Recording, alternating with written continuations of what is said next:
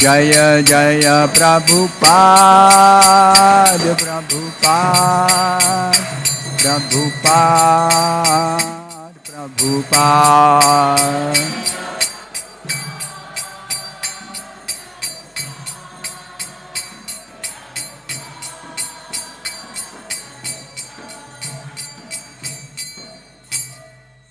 Jai Om Vishnupad Paramahamsa Parivrajakaacharya Ashtottara Shata Shri Srimad. His Divine Grace A.C. Bhakti Vedanta Swami Prabhupada ki jai. ISKCON Samsthapaka Acharya Savior of the whole world Jagat Guru Srila Prabhupada ki jai. Ram Navami Maha Mahotsav ki jai. Ramachandra Bhagavan ki jai. Nitai Gaur Premanande Hari Bol. Om Namo Bhagavate Vasudevaya. Om Namo Bhagavate Vasudevaya. Om Namo Bhagavate Vasudevaya. Narayanam Namaskritya Naram Chaiva Narottama Devim Saraswatim Vyasam Tato Jayam Mudirayed Nashtaprayeshu Bhadreshu Nityam Bhagavata Sevaya Bhagavati Uttama Shloke Bhaktir Bhavati Naishtiki. Reading from Srimad Bhagavatam, Canto 1, Chapter 3. Chapter 3 is described as Krishna is the source of all incarnations. So he is the source of even the incarnation of Lord Rama. So that is being described here. So while describing this, Sutta Goswami describes Krishna's incarnation as Lord Rama in text number 22.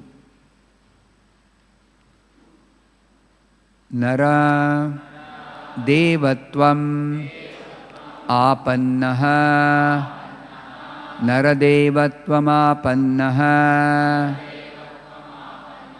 Sura Karya Chikirshaya Surakarya Chikirshaya Samudra Nigrahadini Samudra Nigrahadini Chakre Viryani Ataha Param Chakre Viryanyatah Param Naradevattvamapannaha Surakarya Chikirshaya Samudra Nigrahadini Chakre Viryanyatah Param.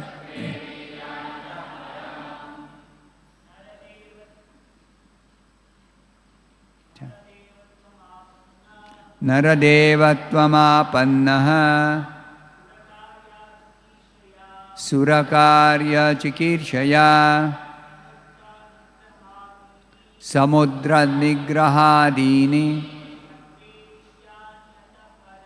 Chakre Viryanyatah Param Naradevattvamapannaha Surakarya Chikirshaya Samudra Nigrahadini Chakre Viryanyatah Param Naradevattvamapannaha Surakarya Chikirshaya Samudra Nigrahadini Kaviryanyatah Param. Nara, human being. Devatvam, divinity.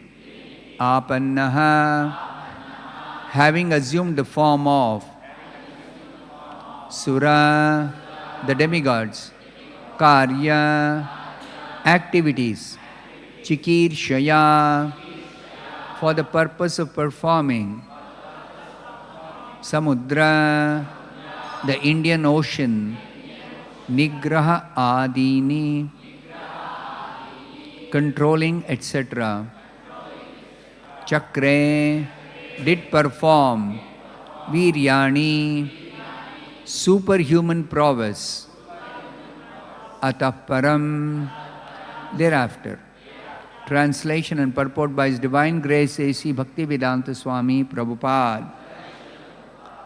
Translation. In the 18th incarnation, the Lord appeared as King Rama.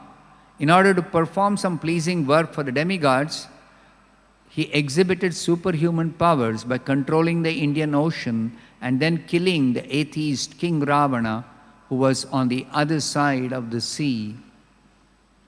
Please repeat this translation after me. In the 18th incarnation, the Lord appeared as King Rama in order to perform some pleasing work for the demigods.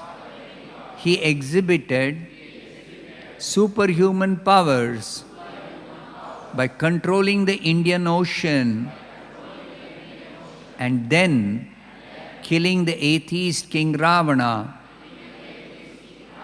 who was on the other side of the sea. Purport by Srila Prabhupada. The personality of Godhead Sri Rama assumed the form of a human being and appeared on the earth for the purpose of doing some pleasing work for the demigods or the administrative personalities to maintain the order of the universe. Sometimes great demons and atheists like Ravana and Hiranyakashipu and many others become very famous due to advancing material civilization by the help of material science and other activities with a spirit of challenging the established order of the Lord. For example, the attempt to fly to other planets by material means is a challenge to the established order. The conditions of each and every planet are different, and different classes of human beings are accommodated there for particular purposes mentioned in the codes of the Lord. But puffed up by tiny success in material advancement, sometimes the godless materialists challenge the existence of God. Ravana was one of them, and he wanted to deport ordinary men to the planet of Indra or heaven by material means without consideration of the necessary qualifications. He wanted a staircase to be built up directly reaching the heavenly planet so that people might not be required to undergo the routine of pious work necessary to enter that planet. He also wanted to perform other acts against the established rule of the Lord. He even challenged the authority of Sri Rama, the personality of Godhead, and kidnapped his wife Sita. Of course, Lord Rama came to chastise this atheist, answering the prayer and desire of the demigods. He therefore took up the challenge of Ravana, and the complete activity is the subject matter of the Ramayana. Because Lord Ramachandra was the personality of Godhead, he exhibited superhuman activities which no human being, including the materially advanced Ravana, could perform. Lord Ramachandra prepared a royal road on the Indian Ocean with stones that floated on the water.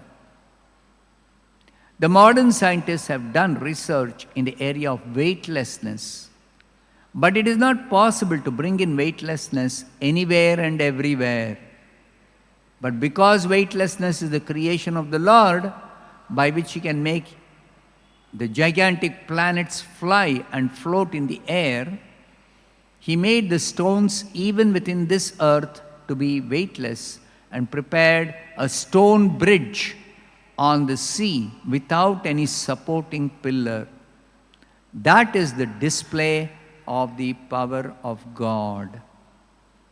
Thus ends the Bhaktivedanta purport.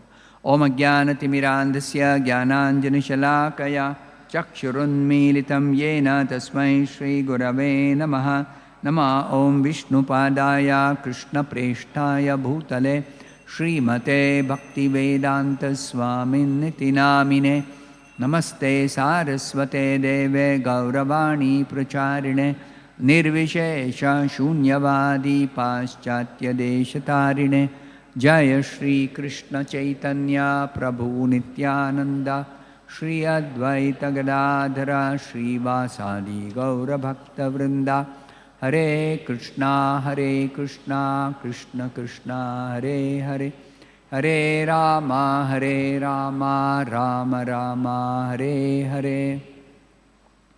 So today is Ram Navami, the appearance day anniversary of Lord Ramachandra. Lord Ramachandra is described in many scriptures, especially the Ramayana. Ramayana was composed by Valmiki, the great sage Valmiki. Wonderful composition. He has composed it in 24,000 verses. It's bigger than the Bhagavatam. Bhagavatam has 18,000 verses. Ramayana has 24,000 verses. But what is more astounding is that, according to the description of Srila Jiva Goswami, quoted by Srila Prabhupada in Chaitanya Charitamrita, that the Ramayana narrated by Brahma to Narada in Brahmaloka, that Ramayana has 1 billion verses. Shata Koti Shloka. 1 billion verses. 100 crore verses. So Rama's pastimes are actually unlimited. Only some pastimes we can actually hear. Therefore, Narada summarized those pastimes which he heard from Brahma and narrated them to Valmiki in brief. This narration of the summary of the pastimes of Rama by Narada to Valmiki is described as Mula Ramayana, and that is just about 100 verses. But Valmiki expanded that, and he compiled the Ramayana in 24,000 verses. Now, while Shukadev Goswami is narrating the pastimes of Krishna, not only he narrated the pastimes of Krishna, that comes in the 10th canto, but he also narrated the pastimes of Krishna's incarnations and Krishna's pure devotees. So Bhagavata means in relationship with Bhagavan. So in relationship with Bhagavan, Bhagavan himself, Adi Purusha, Krishna, and Krishna's incarnations. Krishna has got many types of incarnations. Some of the incarnations are Sakshat Bhagavan himself, Krishna himself appearing in different forms as Rama di Murti Shukala Niyamena Tishtan, Rama, Narsimha, Vamana, etc. But Krishna also appears in the form of empowered devotees. Empowered devotees. Like Vyasadeva is Krishna's incarnation, but Vyasadeva is an incarnation who is an empowered incarnation. So, like this, the description in the Bhagavatam is of Krishna, his incarnations, including his expansions, his pure devotees, like Valmiki, and even Vyasadeva, like that, so many. So, Shukadeva Goswami, while describing the various dynasties, he comes to the description of the Raghu dynasty, in which the Lord appeared as Ramachandra. So, while describing the Raghu dynasty, he describes in brief Ramachandra's pastimes. So, one of the verses in this description, kindly repeat after me, this is a prayer to Lord Ramachandra.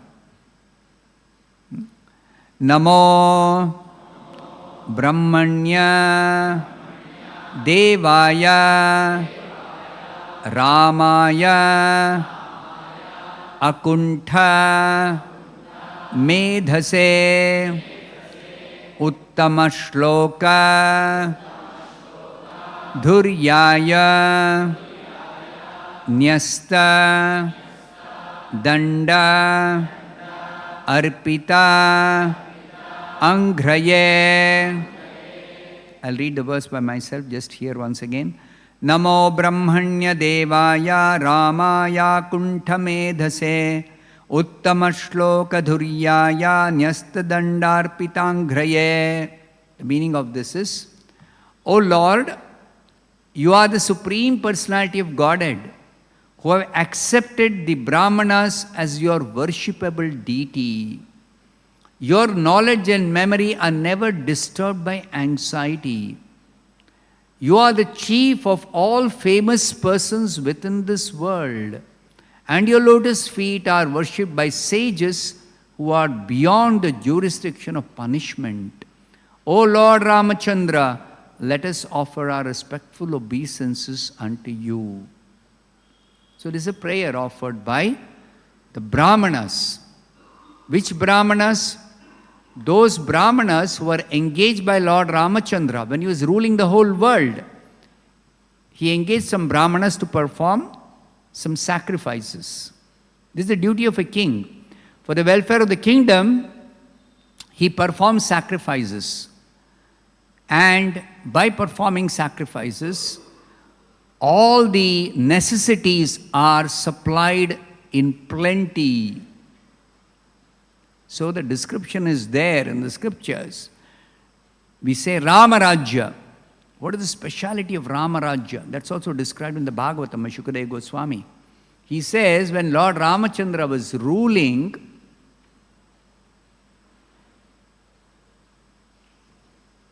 very briefly he describes. He says when Ramachandra was ruling,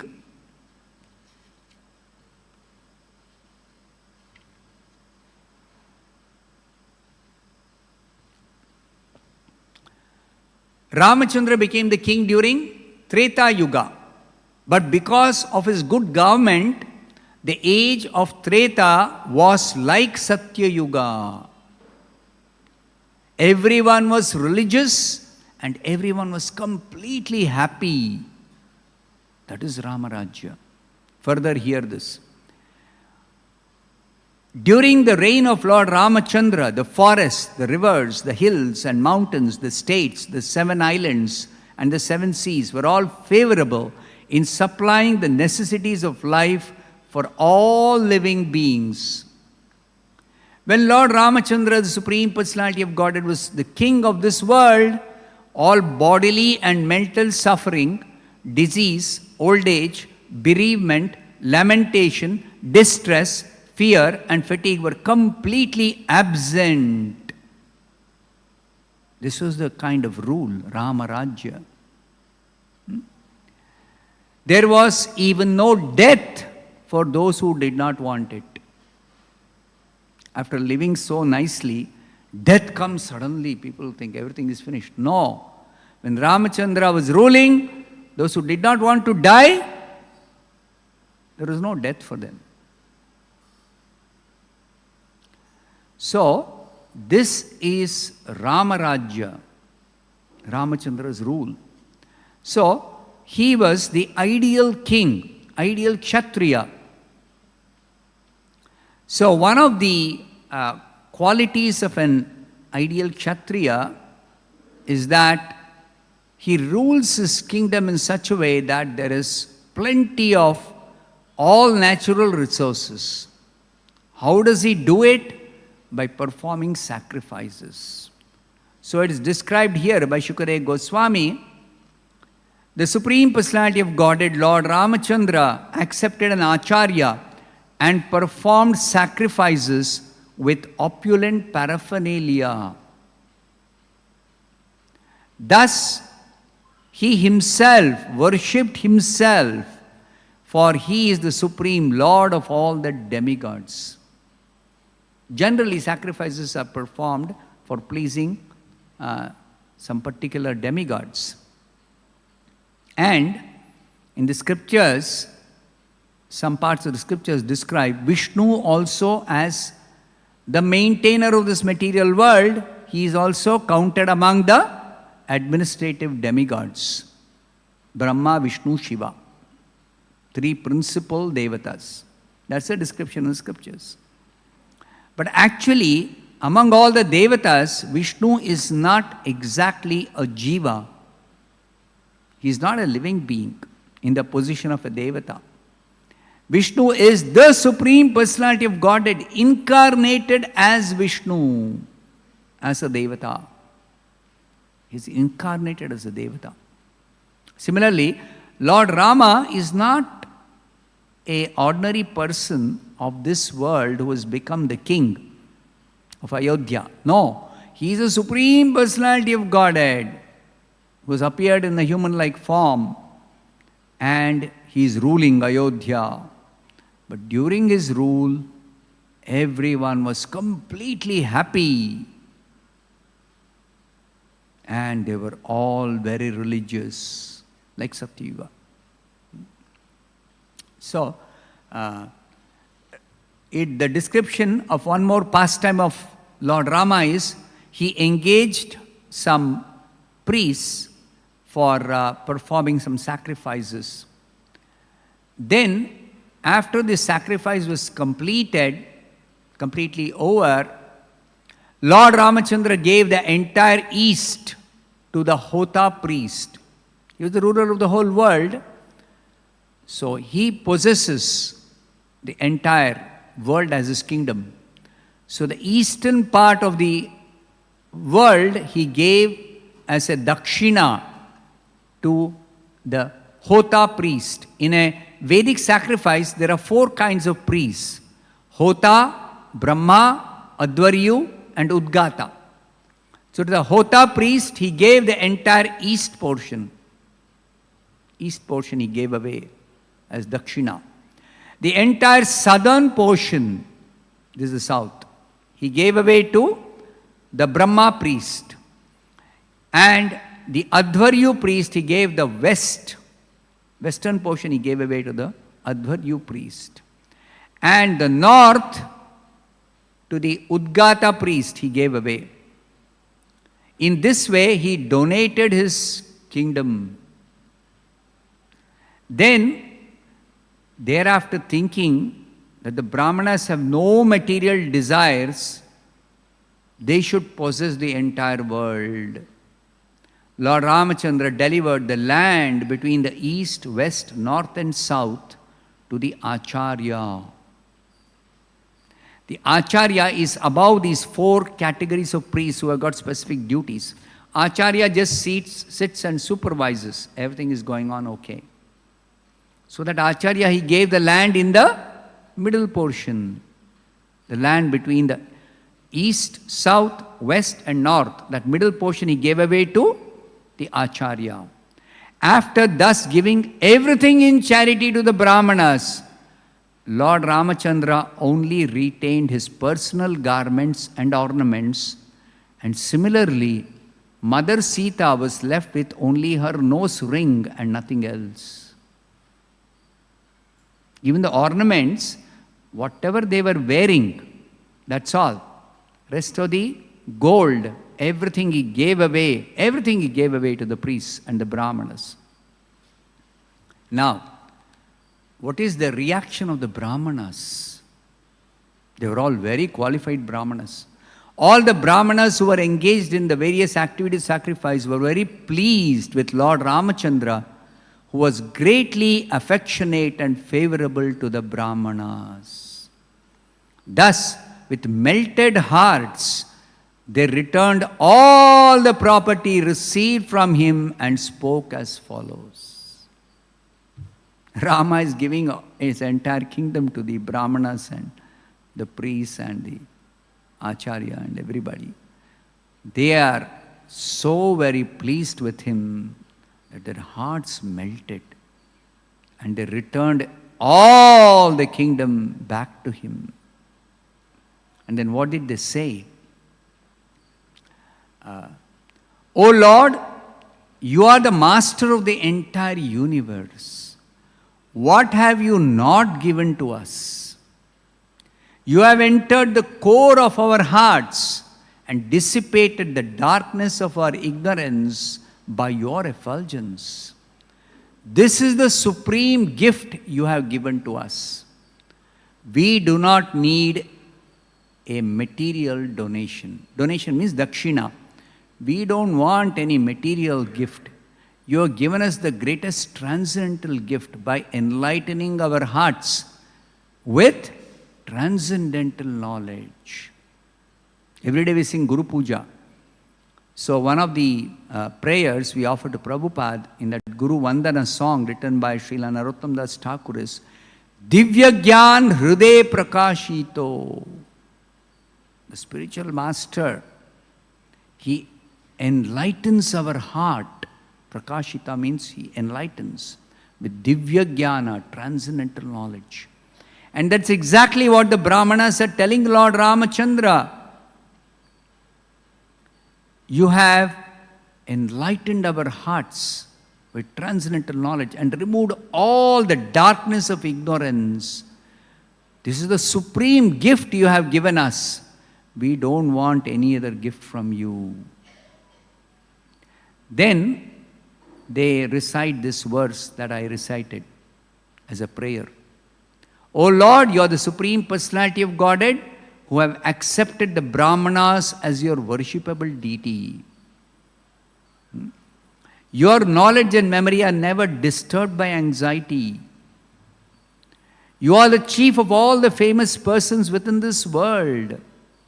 Rama's fame is the greatest, most famous personality. Ramachandra, Lord Ramachandra. And your lotus feet are worshipped by sages who are beyond the jurisdiction of punishment. There are various kinds of saintly persons and sages. Some of them are still within the jurisdiction of punishment, means they are saintly persons who live in the lower, middle, and the upper planet, the heavenly planet. But beyond the heavenly planet are planets belong to the four systems, planetary systems: Maharloka, Janaloka, Tapoloka, Satyaloka. In those planets, there are persons who don't have any desires for material enjoyment. They have become enlightened. They are the sages who are described here. Nyasta Danda. They are not subject to the punishment by Yamaraj because they don't have any desire for material enjoyment in this world. Then what is their business? What are they doing? They are always engaged in activities of self-realization. They are engaged in activities of self-realization. So those kind of saintly persons, Yamaraj doesn't touch them. Yamaraj has nothing to do with them. That means they don't perform any sinful activity. They don't even perform pious activities for material enjoyment. Of course, they perform activities, not that they are inactive. They perform activities for self-realization. They perform pious activities for self-realization. So among pious activities, two kinds of pious activities. Punya karma, Then Krishna says in Bhagavad Gita, that verse. Yesham tu antagatam papam jananam punya karmanam te dvandva moha nirmukta bhajante mam dridhavrataha. In this papam and punya, papa and punya, two words come in this verse. Papa, you know, is sinful activities. So those who have become completely free from all sinful activities, but they are not inactive, they are still active. In what? Jananam punya karmanam. They are performing pious activities. But what kind of pious activities? Those pious activities which are free from dvandva and te dvandva moha, free from illusion. What are those kind of pious activities? Pious activities meant for self-realization. They are the kind of pious activities Krishna talks about in the Bhagavad Gita, 7th chapter, this particular verse. Bhajante mam dridhavrataha. They engage in devotional service with firm determination. That means they don't perform bhakti or even pious activities for material benefit, for material enjoyment, for material pleasures. They understand this material pleasures are all nonsensical stuff. They are not real happiness. They don't give you real happiness. They give you an illusion of happiness. So, Nyasta danda arpita angraye here means you are worshipped, your lotus feet are worshipped by sages, saintly persons living in those planets where they don't have any desire for any material enjoyment, for any material benefit, for any material gain, for any material possessions. These Brahmanas who are actually glorifying Ramachandra, they belong to that category. What did they do? After Ramachandra gave them so many gifts, they gave back everything to Ramachandra. They gave back everything. They said, we don't want any of these. So, therefore they say, O Lord Ramachandra, let us offer our respectful obeisances unto you. So they are simply offering their respects and telling you have given us the supreme gift of enlightenment within our heart. So this is one more Leela of Lord Ramachandra that he performed when he was ruling as the king. There's no need for him to perform any sacrifice. Because sacrificial performance means a king worships the demigods, but actually the principal beneficiary of the sacrifice is Lord Vishnu, the Supreme Personality of Godhead. So actually, real intent of performing any sacrifice or any pious activity is to worship Vishnu, is to worship the Supreme Personality of Godhead, Vishnu. So, Ramachandra himself is Sakshat Vishnu. He is the Supreme Personality of Godhead himself. So there is no need for him to perform any sacrifice. Even when somebody performs a sacrifice, who is the one who awards the results of the sacrifice? It is the Supreme Personality of Godhead, Lord Rama or Lord Krishna. Krishna is the awarder of all sacrifices, results of sacrifice. So in the Bhagavad Gita, Krishna says, Bhoktaram yajna tapasam sarva loka maheshwaram. He is the actual enjoyer of all sacrifices. He is the beneficiary. Sacrifices are meant for him, not for any devata. Devatas when the scriptures describe Indra Yajna should be performed as an offering to Indra, Indra is just a via medium for offering to Vishnu. Because people may not be sufficiently knowledgeable, or they may be having some material desires which are under the jurisdiction of different devatas. Different devatas have different administrative responsibility. Just like the wind supply is under the control of Vayu Deva, the topmost. There are so many subordinates to him who are regulating the supply of air or wind. Then there is Agni Deva.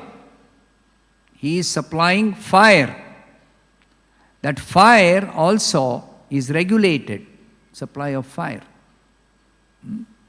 That's why when you light a fire, according to the size of that wood, of course formerly they used to use wood for cooking, for lighting fire, or some coal or something like that. So according to the size and according to the nature of that fuel, different degrees of heat and different degrees of the fire, different strength of the fire was available for different purposes. Now, fire has got the power to do some small cooking where you don't require much of heat or much of the fire. But fire can even melt. In a blast furnace, they melt huge quantities of iron. If you've been to an iron and steel factory, see huge furnace. Massive fire is there in that, which will burn up the iron ore. And they, of course, they do controlled burning so that the iron melts. And when iron melts, whatever the impurities in that iron ore, that gets separated very easily when iron melts. Same thing, when gold is melted, gold ore is melted, then gold separates from all the impurities. So, that expertise, that metallurgy, was a science in the Vedic sciences, among the Vedic sciences. Now, of course, they do some research how to extract metal from the ore. So much research they do, and so many methods they have. Even now they have method of extracting gold from the gold ore. But their method is such that if the quantity of gold is less than a certain percentage of the gold ore, then their method of extraction becomes more expensive than the gold they can get. You would have heard this, that Kolar gold fields, now there is no gold mine extraction going on there. They closed the gold extraction, the government has closed. Why? Because the gold ore now they are getting is not profitable to extract gold, because their process of extracting gold is actually expensive to extract all the gold. They can't extract all the gold. They can extract gold which is of a certain percentage, big percentage of the ore. So the Vedic method of extraction doesn't involve spending any money. No money is to be spent. So in the scriptures it is said there's an alchemical process of extracting gold. So much so that this alchemical process is so effective that even by mixing mercury with iron, they can convert iron into gold. You see how advanced the Vedic method is, how advanced it is. Even iron can be converted to gold. What to speak of extracting gold from the ore? Very easily they would do it. So, just like gold can be, iron can be converted into gold, similarly, by the process of Diksha, a bona fide spiritual master can actually initiate even a person born in a Shudra family or in a Mlecha background, a sinful man can also be initiated into devotional service, and he gets all the Brahmanical qualities by such a Diksha. Tatha Diksha vidhanena brahmatvam dvijatvam jayate nrunam. This is what the verdict of the scriptures is. Why? Because the Diksha process, the bona fide spiritual master, he actually destroys all the sinful reactions. Diksha, two parts of this word Diksha. Diksha. Divyam jnanam yato dadyat. Di means Divyam jnanam yato dadyat. At the time of initiation, the spiritual master gives transcendental knowledge to the disciple, by which what happens? All the sinful activities disappear. All the sinful activities. How? Sinful activities are performed by anybody because of ignorance. Ignorance is called the Papa Bija. The root cause of sin is ignorance. So that ignorance is destroyed by Divyam Jnanam Yato Dadyat. And second thing that happens during Diksha, Ksha, Kuryat Papasya Samkshayam. Ksha means Samkshayam. Papasya Samkshayam. He destroys all sinful activities in the heart of the disciple. So this Diksha is not simply one ritual. Many people in ISKCON, even among followers of Prabhupada, full-time devotees also think this Diksha means one ceremony, one ritual. Diksha is not just a ritual. Of course, ritual is there, described in the Shastras. A ritual is performed. A fire sacrifice is performed. Diksha Yajna. But it is more than that. Much, much, much, much more than that. The spiritual master, at the time of initiation, he destroys all sinful activities. And that is how even a person who comes from a sinful background, who may be born in a Shudra family, may even have Shudra qualities, but still all that is destroyed when you take Diksha from somebody like Prabhupada, bona fide spiritual master. Divyam jnanam yato dadyat kuryat papasya sankshayam. How does it happen? Exactly as Sanatana Goswami, Srila Sanatana Goswami, he describes. How does this happen? Just like iron is turned into gold by an alchemical process by mixing it with mercury.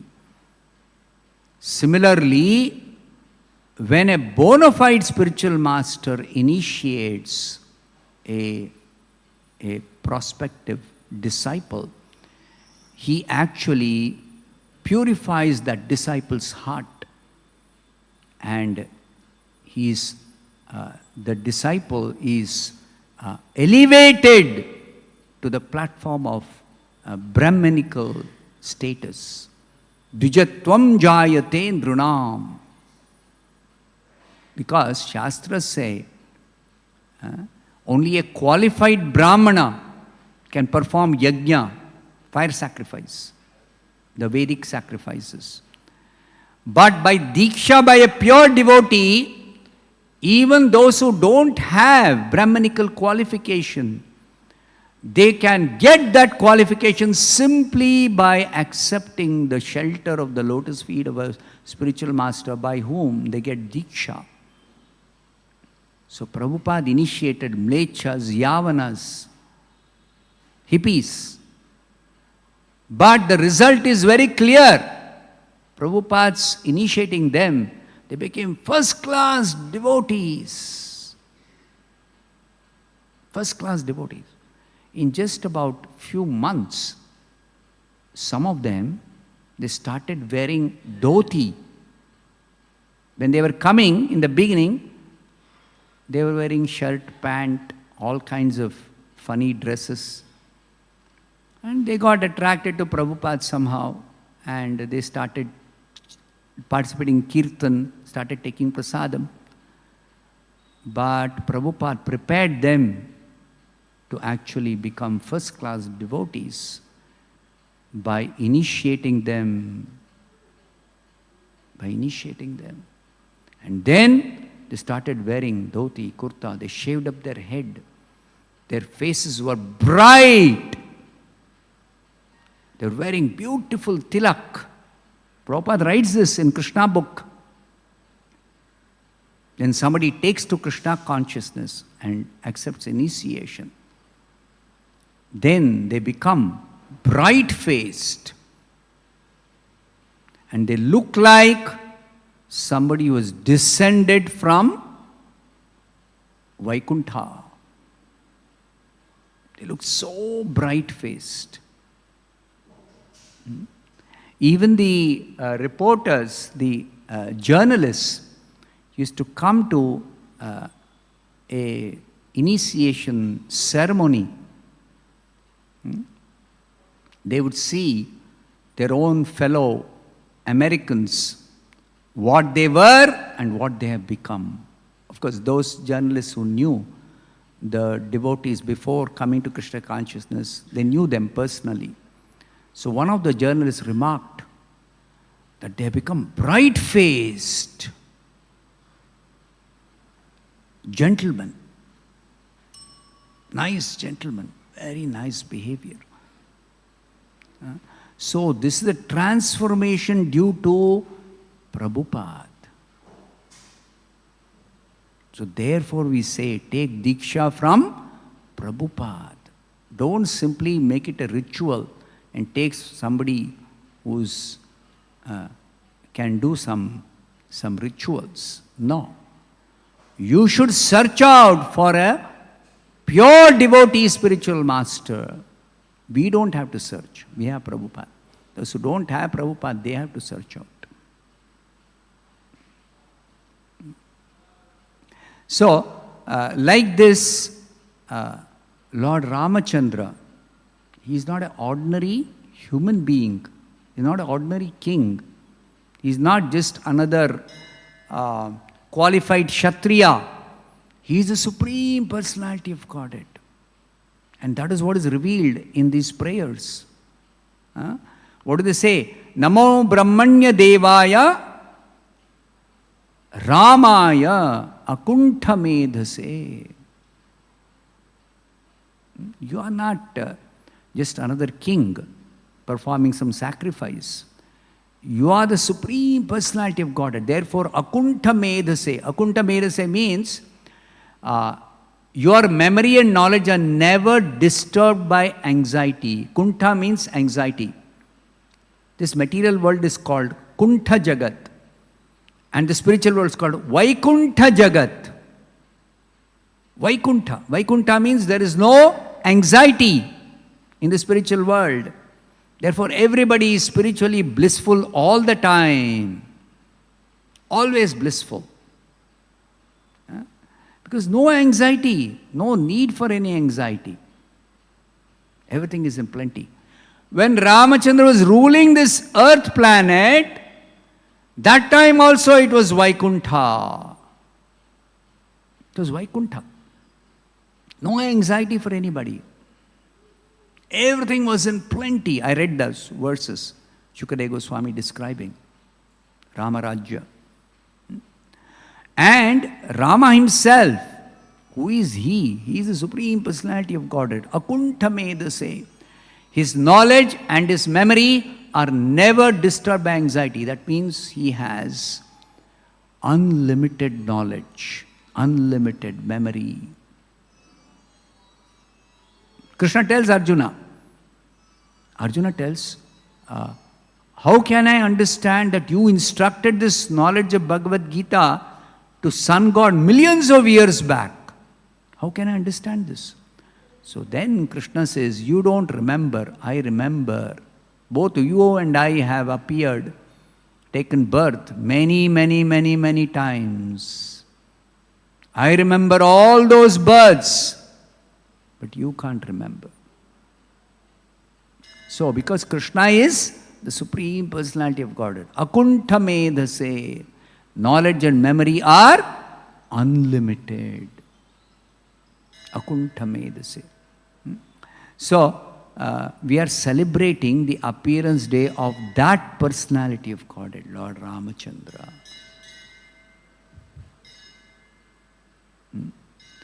Like this, we should understand the celebration of the appearance of the Supreme Lord or his pure devotees is not like an ordinary event. Like people celebrate, no? Parents celebrate the birthday of their child, or sometimes even they have this 60th birthday of some elderly person, Shashtyabdi Purti Shanti, something like that they do. It's actually a birthday celebration, kind of. But this Lord Ramachandra's appearance, Ram Navami, is not like that. It is actually a transcendental festival, spiritual festival. We say, Ram Navami Maha Mahotsav ki jai, we say. Maha Mahotsava. Mahotsava itself means a grand, great festival among festivals. But Maha Mahotsava, because Lord Ramachandra is not just Purusha, he is Mahapurusha, Paramapurusha, Purushottama. Purushottama. Krishna describes this in the Bhagavad Gita, 15th chapter. Yasmat Ksharam atitoham akshāradapi chottamaha atosmi loke vedecha pratitaha purushottamaha. This Purushottama can be applied only to the Supreme Lord, Krishna or Rama. He is the greatest of personalities. Uttama Purusha. Actually, even though we are also called Purusha, but we are Adhama Purusha. And Paramatma feature of the Lord is called Madhyama Purusha. And the personality of Godhead, Rama, Krishna, Narsimha, they are called Uttama Purusha, Purushottama. So don't apply this word Purushottama to simply somebody who is very nice, very gentle. Of course, they should be glorified in human society. But don't glorify them with this Purushottama that applies only to, that is glorifiable. I mean, only the Supreme Personality of Godhead, Rama or Krishna, is glorifiable as Purushottama. Uttama Purusha. In the highest degree, ultimately glorifiable, highest glorification belongs to Lord Ramachandra. So that we are celebrating today. Evening we'll have Ramataraka Yajna, and then we'll also have Sankirtan, and some more pastimes I will narrate, little more pastimes. Because unlimited pastimes, we cannot know or hear all the pastimes. But whatever we can hear, as much as we can hear, we should hear. And that's devotional service, hearing the pastimes. Shrunvatam swakatha krishnaha punyashravana kirtanaha. Bhagavatam declares, those who hear the pastimes of the Supreme Lord, they are actually blessed with all pious credits. You get tons and tons of punya, which you can't get by ordinary pious activities. Unlimited punya you get when you hear the pastimes of Lord Ramachandra. When you chant Hare Krishna, Krishna Krishna, Hare Hare, Hare Rama, Rama Rama, Hare Hare, you get unlimited punya. Now, this word Rama appearing in this Hare Krishna mantra, once there was a discussion between two disciples of Prabhupada in the early days. So one was telling this Rama in the Hare Krishna mantra refers to Balaram. Another devotee is arguing, no, it refers to Lord Ramachandra. So then they kept on discussing and arguing for a little time. Then they said, let's go to Prabhupada. Prabhupada was available in that center. So let's go to Prabhupada and ask him, who is correct? Whether I am correct or you are correct. So they went and asked Prabhupada, does Rama in the Hare Krishna mantra refers to Balaram or it refers to Lord Ramachandra? Prabhupada said it refers to both. It refers to Balaram, it also refers to Lord Ramachandra. So, the point is that when we say Krishna or Rama, we mean the one and only one Supreme Personality of Godhead. One Supreme Person. Ekameva Advitiya. God is one. Is only one. There's only one God. So Prabhupada explains, somebody else may call him Allah. Somebody else may call him Christ. Christo. Prabhupada even says Christo. That's Apabramsha of Christo is Christ. Anglicized version. So, Krishna means Akrishta, one Krishna, same meaning. Krishna and Krishna, same meaning. One who's all attractive. So when they say Christ, they're referring to the same Lord. And it actually means the all-attractive Supreme Personality of Godhead. So whichever name they may refer to, God is one. God is one. So that Supreme Personality of Godhead we have to worship. We have to observe His appearance day. We should actually celebrate His appearance day. So, hearing His activities is actually about His pastimes is very, very auspicious. Of course, Bhagavatam recommends every day you must hear about the pastimes of the Supreme Lord. Every day you must hear. Nityam Bhagavata Sevaya. It's called Bhagavata Seva. So I'll stop here. Grantaraj Srimad Bhagavatam ki Ramachandra Bhagavan ki jai.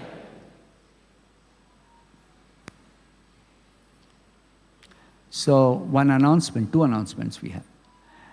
One is today being Sri Ram Navami, devotees will be observing fasting till sunset, till 6:35 p.m. Therefore, morning Khichdi Prasadam will not be distributed in the Prasadam hall or in the Prasadam area, but it will be distributed in the Prasadam counter. For those who are not observing fasting, you can take this Khichdi Prasadam in the Prasadam counter. Today's evening celebrations of Ram Navami will begin from 5:30 p.m. onwards. 5:30 p.m. we will have the Pallaki Utsava, we'll taking Rama and Lakshmana. Krishna and Balaram dressed as Rama and Lakshmana, you can see the Alankara.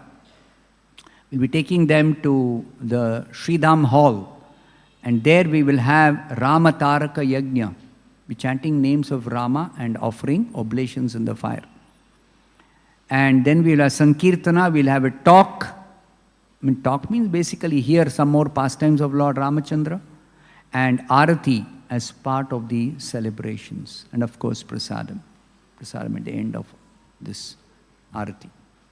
So all of you are invited in the evening for this festival. Hare Krishna.